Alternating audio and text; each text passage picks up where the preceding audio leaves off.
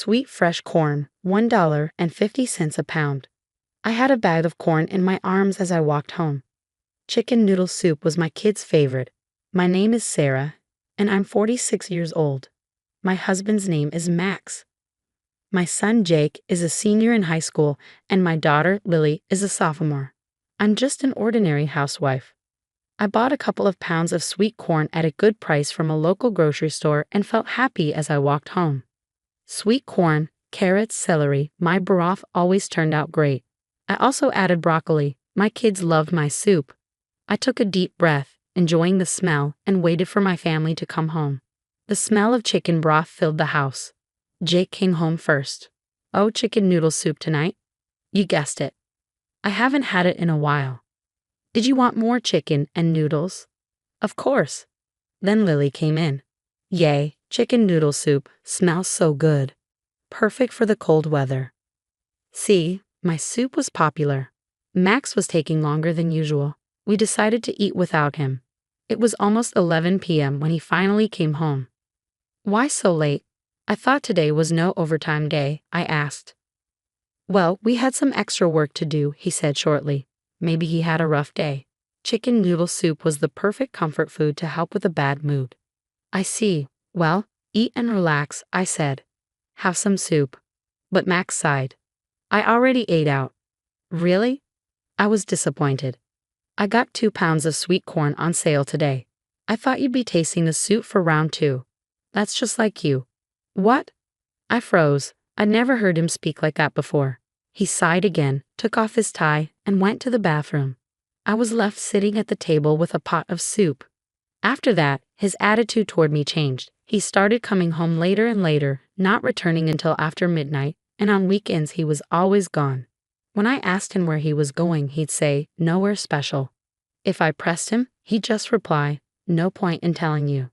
One Sunday evening, when I was feeling down, Lily came home from her part-time job. As soon as she opened the door, she yelled out, "Mom, you won't believe what I saw." I didn't even get a chance to react before she continued. "I saw Dad with Anna at Starbucks today." She was shaking. "Anna?" I froze. She was my friend from college, and Lily knew her. Anna was younger, a little flashy, and not really my age. "No way. I think he's cheating." They were holding hands and didn't care if anyone saw. That Starbucks is right across from where I work. It's like they wanted me to find out. Oh my God, I fell to the floor. Jake heard us and came downstairs. I thought he was cheating too. He's been on his phone, smiling all the time. "Mom, you've been too blind to notice." Oh my God. Oh my God. We decided we needed to confront Max. We waited for him to come home. When he finally came in, I immediately asked him, "What were you doing with Anna?" He didn't even try to deny it. "We went on a date." He said he ran into her at a bookstore, and they decided to grab a drink. They spent time together, and he fell for her. "I'm lonely. I'm tired of being single and working," he explained. Anna flirted with him, and before he knew it, they were close.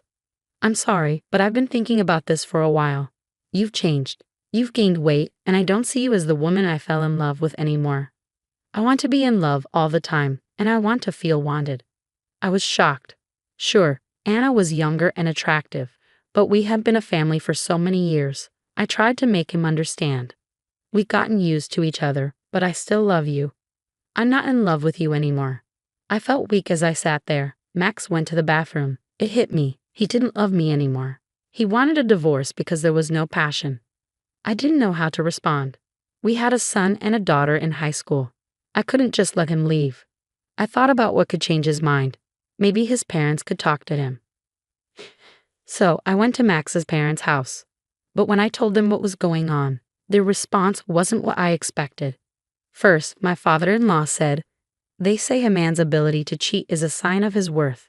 It's a good thing he still has it at his age." Then my mother-in-law added, "It's your fault he's cheating. Maybe you don't cook good meals or leave the house a mess. Maybe you don't do the laundry or clean the bathroom." I couldn't stand it anymore.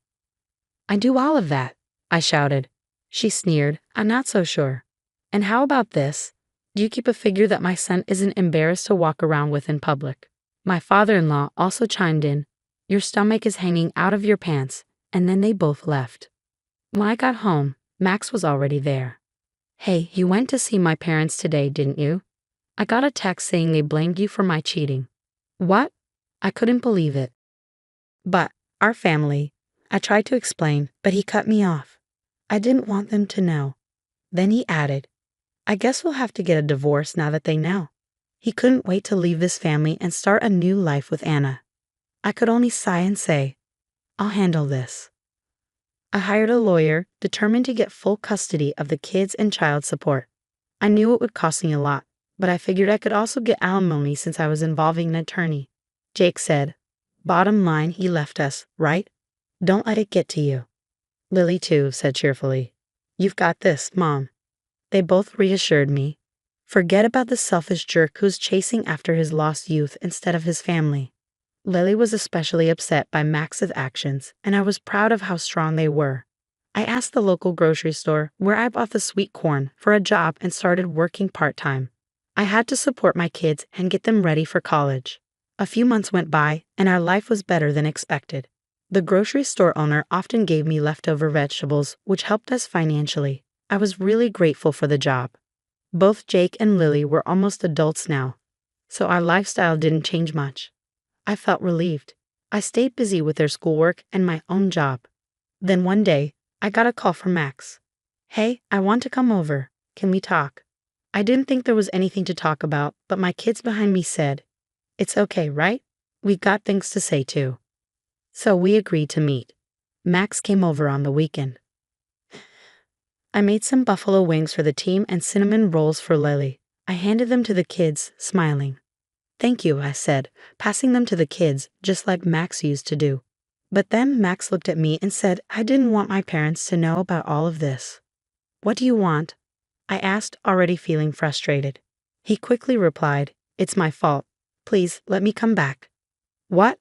After everything, I was shocked. He had left on his own, and now he wanted to come back. What was going on? The kids and I stared at him, waiting for an explanation.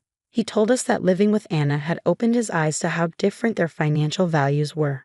Anna was beautiful, always surrounded by champagne and city views. Max said, it's nice to be in love, and he divorced me for her. But then Anna got tired of working, and Max, wanting to be the provider, told her, you don't have to work. I'll take care of you. I used to support a wife and 2 kids, so I can support you alone. She quit her job, but soon it was clear that she was all about luxury. Designer clothes, expensive cosmetics, and spending lots of time at the gym with a personal trainer. Meanwhile, Max was a homebody and his salary couldn't even cover her lifestyle. She was frustrated and started pressuring him for more money. They fought because their values didn't match. To top it off, Max had never even tasted a home-cooked meal from Anna. She didn't even know how to make a simple dish like chicken soup.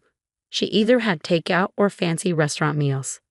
Now, Max wanted to come back after everything fell apart. He thought he could just return after abandoning us. We've been together since your salary was barely enough to live on. Do you know how hard I worked to feed 2 kids? I scolded him. Jake, my son, who had been listening, spoke up seriously. Even though I never went to Disney World, I had fun enough having a picnic with Mom's fried chicken. Dad, you're like a barracuda. You go after shiny things, but once you get caught, you just want to swim back to the ocean. You left us for someone else, and now you want to come back because it didn't work out. You think we'll just take you back. Enough with the nonsense, Jake said harshly. Yeah, I agree, said Lily. Max barely managed to say, I regret going for something new. Family is the most important thing. Family is important, but it's too late for that, I replied. What does a man who threw his family away so easily know about family? Jake said, glaring at Max. Max didn't seem to get it. He kept talking nonsense, saying he thought it would be better if my parents talked to us. So he went to them. At that moment, both Jake and Lily spit out their soda. Jake even choked on it. You went to tell my parents your shameful story. I was shocked. I can't even process this. You used to talk to my parents before we got married, so... Wait, this is totally different. I snapped, but then I let him keep talking. Your dad said it's a man's fault if he's irresponsible, Max said proudly. I have nothing to say to a man who left my precious daughter and 2 grandkids behind, I said coldly. Max didn't want to continue talking. Maybe our values were just too different now.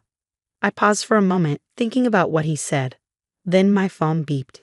It was a text from my dad. Your ex-husband came over today. He creeps me out. Please don't let him come around again. I laughed and showed it to Max. Oh no, I said. Jake, sitting calmly, said, I love Grandpa. I don't want Grandpa to know about this, I said helplessly. I don't understand how such a pathetic man can be a father, Jake said, his voice full of frustration. I can't understand his thoughts or behavior.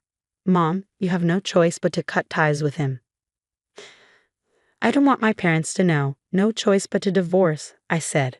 Jake looked at me with a mix of disbelief and frustration. What Max told me is that you came back to him like a boomerang. You left us because you changed your mind. You think we'd just take you back after everything. Lily added, you said you no longer loved Mom, but you also lost love for your family too. The form of love changes over the years, Lily continued, his voice steady. When I was little, I simply loved my mother. Now it's more like, thank you, Mom, for everything. What do you mean by, you want to be in love like 20 years ago and watch Back to the Future? Max stood there, unable to respond. Then Jake delivered the final blow. You know, I actually got into Columbia on a scholarship. Max's eyes widened. What? Jake shot him a cold look. Shut up. You're not even worth congratulating. If anyone asks about my family, I'll say I never had a father. I don't want a father who doesn't see the love of family, Jake said firmly. Lily nodded, adding, I won't even invite you to my wedding. I don't want to walk down the aisle with you. Go back to your shiny, money-spending lifestyle. Max tried to defend himself, his arguments becoming more incomprehensible. I couldn't take it anymore. Take your buffalo wings and cinnamon rolls and get out. We kicked him out, and I didn't look back. Afterward, Max fell into depression and quit his job. Now he works part-time as a janitor at a gym and sells counterfeit designer goods on the street. As for Anna, she returned to her old job after quitting the gym. Apparently, she had gained too much weight and couldn't fit into her expensive dresses anymore. A friend of mine who works as a dressmaker told me Anna had tried on tight dresses, asking for compliments. It was laughable. Life, as it turned out, wasn't so glamorous after all. I walked home with a bag of sweet, fresh corn from the grocer, feeling a sense of calm that had been absent for a long time. Chicken noodle soup tonight, I offered to the kids, the routine bringing a sense of warmth to our home. The owner of the grocery store had offered me a full-time position, teaching customers how to choose fresh produce. The work was well received by the customers and appreciated by the owner. It felt good to have found something that worked. Eventually, Max and Anna divorced. She cursed him, saying, You've got no money. How can you live like that? Max, who had never done any housework, was now struggling to live on his own. His apartment was said to be a mess. He continued texting me, asking, Please clean my place. Please cook for me. I want to see my kids. I ignored him, then completely blocked him out of my life. Today, though, was Jake's graduation day. He looked so grown up in his suit, walking out the door with a smile. Have a good day, I said, my voice breaking. As he turned to face me, he said, Mom, thank you for everything. Love you. The door closed behind him, and I couldn't hold back the tears any longer. I cried, but I also smiled through the pain. Congratulations, I whispered to myself. Congratulations on your graduation. Congratulations on your first step into adulthood. Lily, who had been quietly watching, tapped me on the shoulder. Let's get ready. Let's join him on his big day. The early summer sunlight filtered through the windows as I began to get dressed. For the first time in a long while, I felt a sense of peace settling in.